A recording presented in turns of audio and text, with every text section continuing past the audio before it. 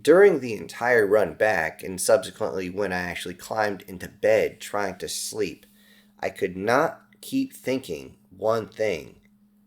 What the hell is going to happen tomorrow? I can't even feel them against my skin. I do feel her tail, though, swinging back and forth down against my... Never mind. She must be having a decent dream if she's wagging her tail like that. Hopefully, this is not going to become a habit. Yet, something seeps into my mind. She is that kind of demon, after all. That type of demon likes to be on top of the sleeping victim. Oh, shit, I think to myself. Calmly and very carefully, I put her down onto the bed. Then, of course, I get out. When I do, she squirms and moves into the spot I was just in, and of course I cover her up with the thin blanket we had. Heading to the table, after going to the bathroom, of course, Mother is just finishing up as I arrive. Father is with his morning notifications and seems a bit chipper this morning. They, of course, ask how Scarlet's doing, and I inform them about the situation. Things like how I don't seem to ever have to clean her and how she slept on me. Father simply raises his head from his notifications and said, "Best not to allow such a practice to become a habit." I wanted to yell no shit, but I just agreed and asked how Mother was feeling and if she required any assistance this morning. She did need some light shopping done, so I would be taking Scarlet out. Before leaving, both Mother and Father gave Scarlet and I a kiss goodbye. Afterwards, Father gave Mother a kiss, and they seemed to hold much longer than a simple smooch. They took so long, I believed for just a moment that Father would be late for work, but just as I reached the door, he ran straight towards me and headed off, saying how he'll be right back as soon as work is done. Mother was saying, "I'll be waiting," in a way that was unmistakable. As I headed to the corner market with Scarlet in my arms, Scarlet seemed to stir a bit. I really don't think she likes the morning sun much. Of course, being a demon, it stands to reason, of course. Many of the locals said hello as I walked to the store. A few of the other kids and teenagers stopped by and asked if they could actually look at Scarlet. Since a demon child has never actually appeared in this town before, their curiosity is completely understandable. I only let two hold her. Lisa's mother, who actually works at the market I was going, and Yennefer, a teenage girl that is hoping to get married soon. I did warn them that they would actually need some time away from others once they held her, or with their husbands after holding her. Of course, they said, "It'll be fine."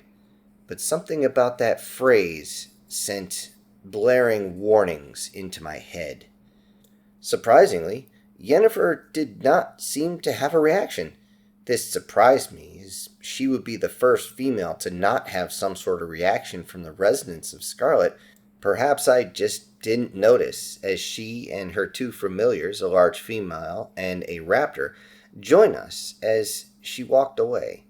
Lisa's mother had only held Scarlet for maybe a couple of minutes, and she was reminiscing about when Lisa was a baby.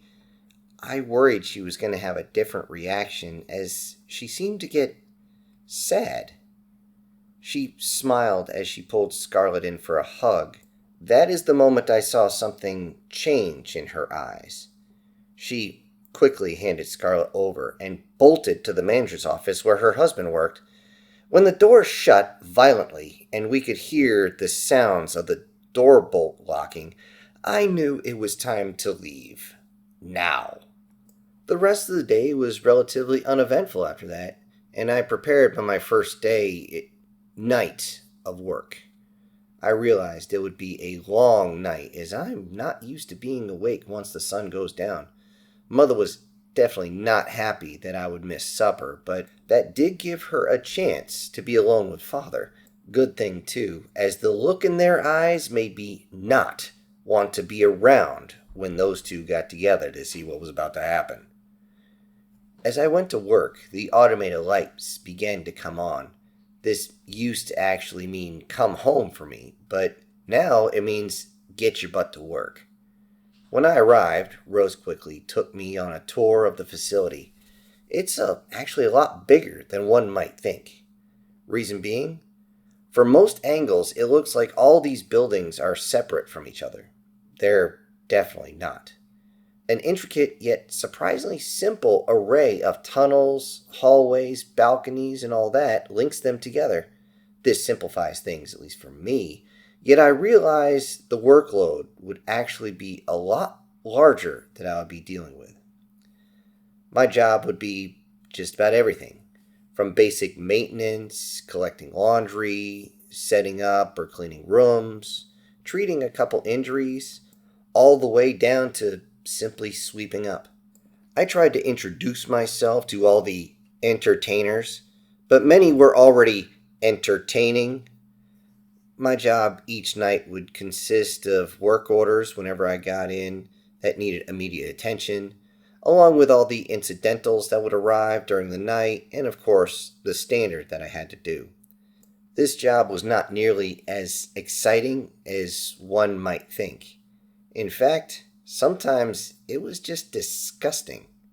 The gloves that I wore definitely helped, but the amount of fluids and refuse was just kind of gross. Sometimes I figure the entertainers left it that way just to piss me off. But I needed this job, and it was actually nice to deal with all the different type of species.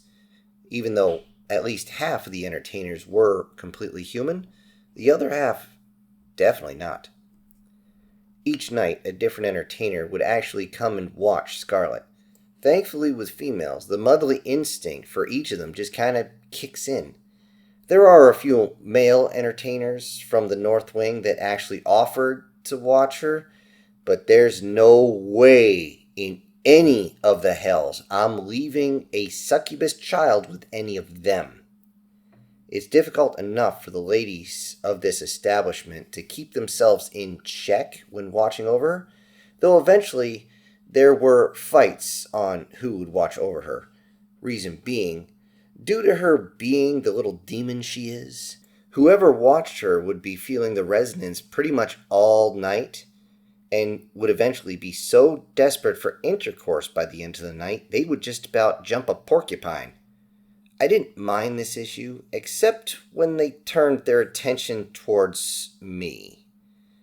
Resonance can make you strong, of course, but it can also make you weak and, or in this case, a target. With most of these ladies, they kept it in check and just used the feelings on the next customer, which made the customers happy, which brought in more money, which makes the establishment more money. Everybody wins. Unless they try to aim it at me. Diana and her daughter, Alpine, are the only halflings that work here. I guess perhaps it's because of my height. Maybe I've seemed familiar to them, but both of them tend to get a little, no pun intended, handsy after they watch Scarlet for a night.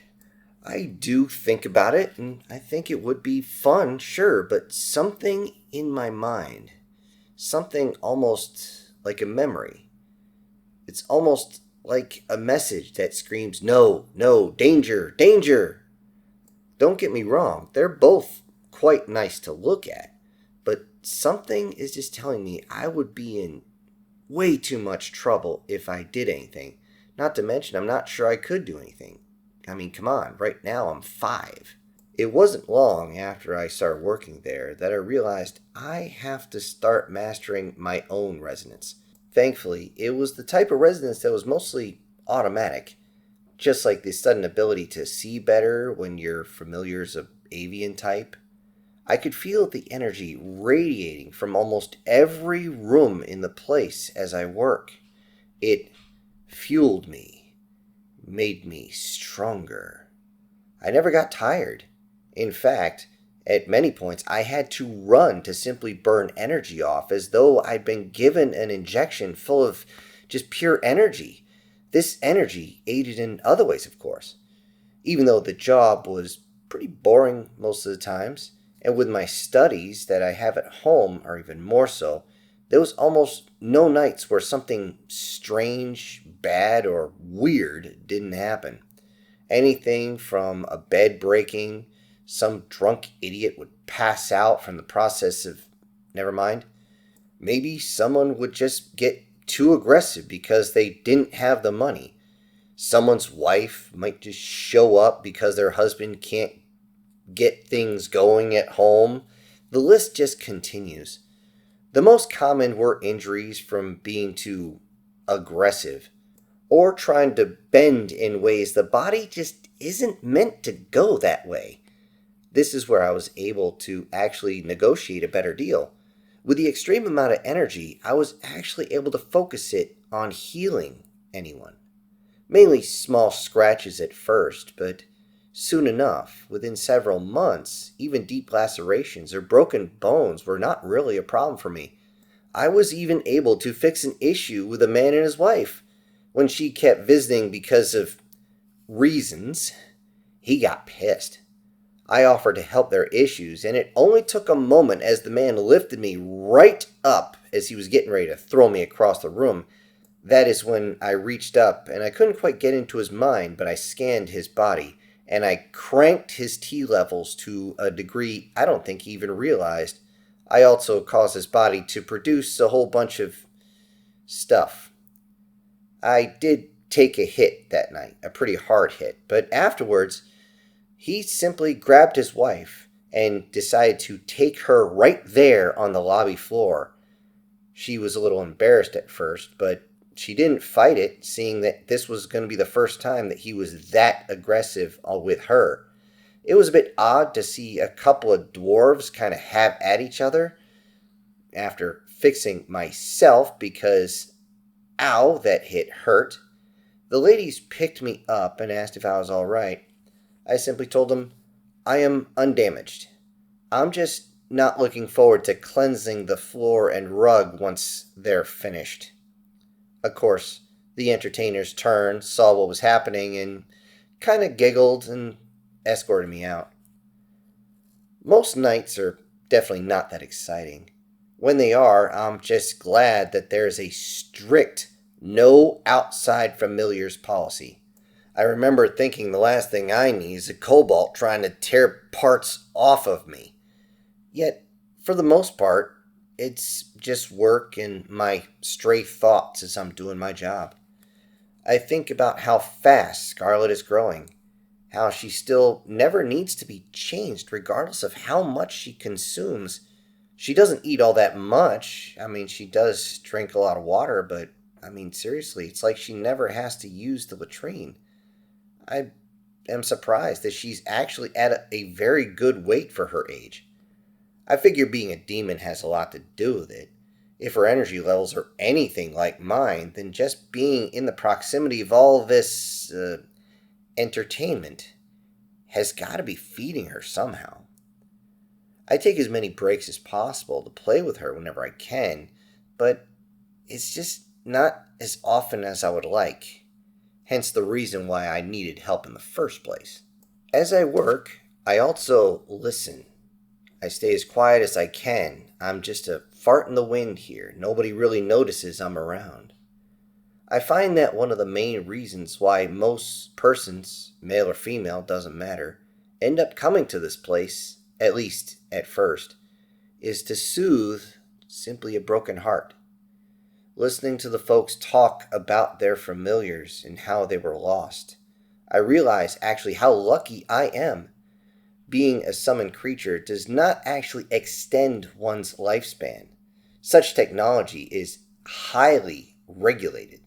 The schematics are a closely guarded secret, and one must pay very heavily to use it. Using technology instead of magic is efficient, as this type of magic most likely would be completely exhausting for somebody.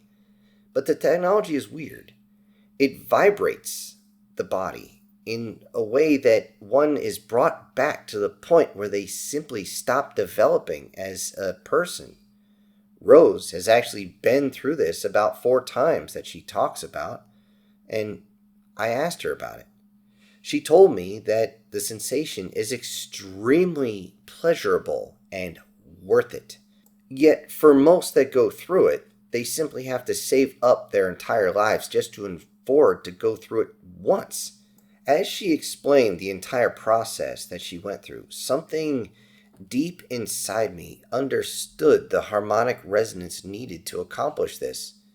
When she asked me, "What is this harmonic resonance you speak of?" I had to dismiss it as the ramblings of a child. Being so expensive, though, one can't spend that kind of money on all three familiars, meaning that summons like dogs, cats, birds, even reptiles only survive for a short time, their natural lifespan. When they pass, to most it's like losing a child. Raising this creature from its birth and having to watch it go can tear at a person's very soul. That is what usually brings people in here for the first time, simply to soothe themselves a little bit. And once they get soothed, well, they tend to come back for more soothing. Thinking of this, I remember also what happened to my parents' familiars. They actually became childhood friends when they both summoned birds as their first familiars. Then, secondly, they both summoned canines, just of different types, of course.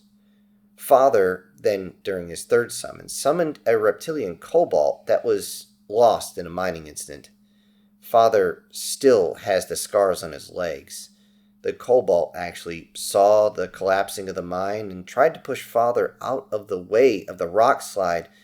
Unfortunately, the cobalt didn't get himself clear, and Father was not pushed totally clear either. Mother won't talk about her third summons. Whatever happened actually makes her tear up and sometimes visibly cry every single time. So I just stopped asking.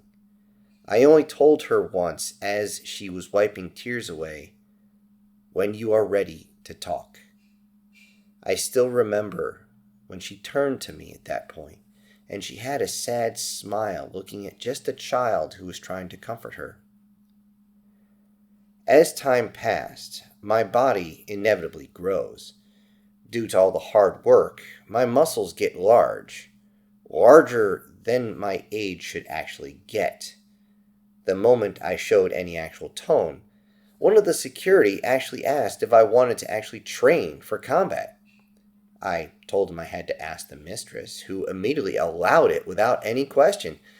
For an hour every single day, I was taught how to fight, but not just barehanded, but to also use an array of weapons, after which I had to face a brutal stretching session.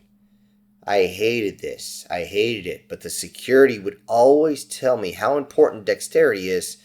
Of course, the stretching did get easier, but not for a good long while, and every single time I would dread it. As time passed, I got to know a little bit about the entertainers. Most actually began this line of work strictly because of money. Others were summons that had actually lost their summoner. If they had been a simple beast, ownership would be simply reassigned to whatever that beast could do. In the case of a summons like elves, dwarves, halflings, orcs, goblins, tieflings, and so on, options are available, but they are very limited. This is why, as I began to understand my own resonance, I wanted to help out. Whenever one of these entertainers was losing their urge, their mojo, which is a very common phrase here, I would offer them a consoling hug, after which I offered to give them a massage to actually calm down and level themselves. Through my touch, I could reinforce them, kind of reset them. I found myself moving fluids throughout their bodies so that they could get that old feeling back. This was vitally important for those that actually had children and familiars they needed to support. Because of becoming a widow, they usually had to support their children as well as their familiars somehow. With a solid push on their desire levels, I could assure that they did not totally hate their occupation. When they realized what I was doing, I actually got asked to aid others on a fairly regular basis. This, of course, meant more money, so I wasn't going to argue with more work. I did, however, have to fight off a few of the ladies that wanted to give me something in return. I declined, of course, but a few got rather aggressive. I had to lie to them and claim that they would actually lose all the benefits I had just given them if they forced themselves on me. One might hear all of this and believe that this is a dream job. Being around beautiful women, seeing things every day that most only see a few times in their lives. I can say there is that as a bonus, but eventually it simply turns into a job. Employment that just needs to be grinded at. And time simply wore on. And I wanted to be around when Scarlet stood for the first time. I wanted to be around for her first steps. Her first word, which actually was Daddy. I wasn't even there for that. I was actually fixing a bed that had to be reinforced after being fixed due to a multitude of orcs that decided to, share. And that is when Bernadetti actually ran in to get me. When I heard what she was saying, I climbed out from underneath the bed, and Scarlet was actually beginning to reach for me and actually said, Daddy, as she looked right at me. In that moment, no father would care about how dirty they are or where they're currently standing. All I wanted to do was give my girl a hug in that moment. A precious moment. Yet as precious as that moment is, it was fleeting as I had to get back to work because I needed to support her. I worked with a total smile that day, to be sure, and I couldn't really focus on my potion/alchemy lessons as I had to receive those later. I should listen, though. I should listen really close to those lessons as I was never really good at chemistry. How would I know if I was never good at chemistry? What the? As time passed, Scarlet became curious about what I did. Plus, she wanted to spend time with me. I mean, isn't that what kids do? Though very hesitant at first, having the Styre always around to watch over her when I can't actually have eyes on was actually comforting. Well, him along with his slimy companion. They kept an eye on Scarlet as I fixed pipes, collected laundry, fixed some slight injuries, and all the items I had to do. Even though she liked watching my combat training, when it came to the bookwork, the learning I had to do, the only way I could get her to sit still for even 2 seconds was to sit there and read the book to her. Eventually, she asked me how to pronounce certain words and phrases as she pointed at them. At that point, I was so happy that she had actually learned to read simply by watching me do this and following everything with my finger. Here she is, able to read all these books at just the age of 4. Oh, what a smart girl. It still worried me how she never seemed to have to relieve herself, but hey, less work for me, right? Scarlet's wings and tail never really got that long over these few years. They just seemed to grow along with her body. Which is nice. It's difficult enough to get clothes that are accommodating to her features. It's even more difficult to keep clothes on that little girl. I swear, she's just a little jaybird. Perhaps she takes after me, as I rarely am wearing a shirt while doing my job. Too many times, I'm actually just sweating like a hooker in church on Judgment Day. There's also a type of dress code I have, and the vest they want me to wear is just so itchy. I don't know why. It's always tight, too. It's just annoying, so I'm better off not wearing the damn thing. Besides, there's also the freedom of movement to consider when doing manual work. Every morning, Scarlet and I head home from work. If they can, the entertainers wish us well and send us off with a smile. Scarlet had to be minded only once to keep her dress on the outside, thankfully just once. She does complain that in the garden area, she doesn't get scolded for that. I had to remind her that the garden area was a central facility surrounded by a whole bunch of buildings that, well, I worked in. This was an area where there was no need for a dress code at all, and she understood that, although I had to emphasize it when I said, "We are not in the garden."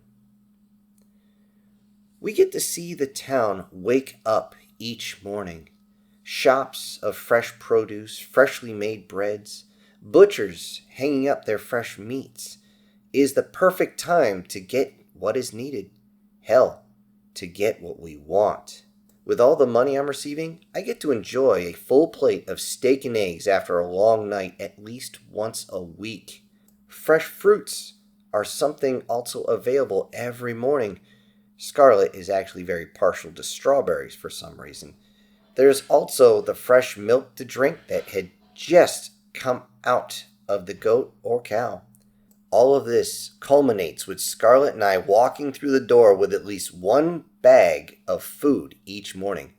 Mother is always awake and quick to run over and grab the bags. She makes breakfast so Scarlet and I can eat, bathe, and fall asleep after a long day. When the door opens, the smell of fresh coffee seems to always enter my nose. It's so pleasant and so nostalgic. Yet this never happened before I began working. Father can now afford it with my contributions. It's also a subtle reminder to give my share, which I always place on the counter away from Father. His pride is already taking a hit, being damaged at this point. I really don't need to actually break it, as each man knows you need to be able to support your family, not the other way around. Sometimes my little brother is actually awake and he joins us for breakfast. Only 1 month younger than Scarlet, they sometimes play together after breakfast. As they do, I actually get to catch up with all the news that I miss and get to regale them with all the rumors that I get to hear, most of which turn out to be true, unfortunately. I have a suspicion Father uses this information, but all I can discern right now is that Mother finds everything endlessly fascinating. After breakfast and some talk, Father, of course, goes to work. Mother takes care of Jake, and Scarlet and I head to the bath. By this point, she can actually bathe herself, but she still insists that I aid her for some reason. After a quick soak, my toned little body slides into bed. Every time Scarlet actually crawls into the bed, I am so glad I purchased a larger bed so she actually has more room and she doesn't squirm right on me every night. Still, at least once a week, I awaken with a pressure on my chest.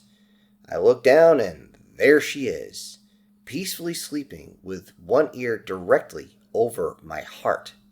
I asked her once why she does that, and she says it's comforting. Well, her exact words were, "It helped me sleep." For 5 years, 5 long years, I worked almost every single day, training my body and mind so that I can earn more to support my girl. I take care of the family as best I can too. I also do this as precaution so that if I find myself without employment, I can actually survive and take care of Scarlet.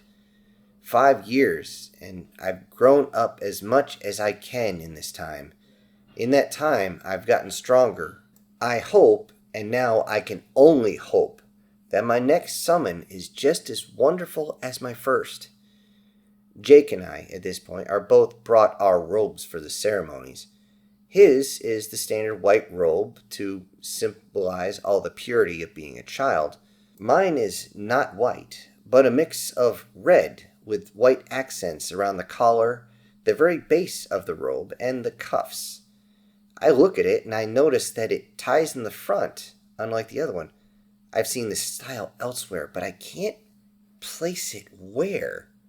Somewhere in the past, but nothing so grandiose as this. Was it a solid blue? Maybe solid white like this other one? Or green, perhaps? But why when thinking about it, am I thinking about a bath every time I try to remember where I've seen this thing? I quickly shake out of this train of thought as Jake starts to pull on the side of my shirt and asks me why he just has a pull-over robe, like a dress, and mine has a cloth belt on it. On top of that, why is it red? This was not uncommon for young kids to try to ask. I didn't really have an answer for the change in style, not anyone that would suit an answer that he would understand at his age. As for the red, it was to symbolize the passion and chaos that was coming in the next few years of someone's life, and the blood that comes with the shedding from one's childhood to adult.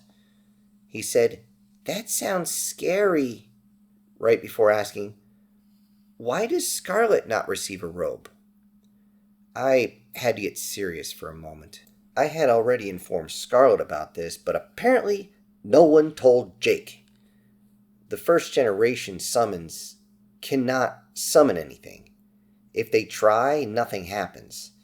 If anything does happen, there's a resonance backlash for some reason. No one truly understands it. The results are never good when that happens. In fact, it can be horrifying. We've heard the stories.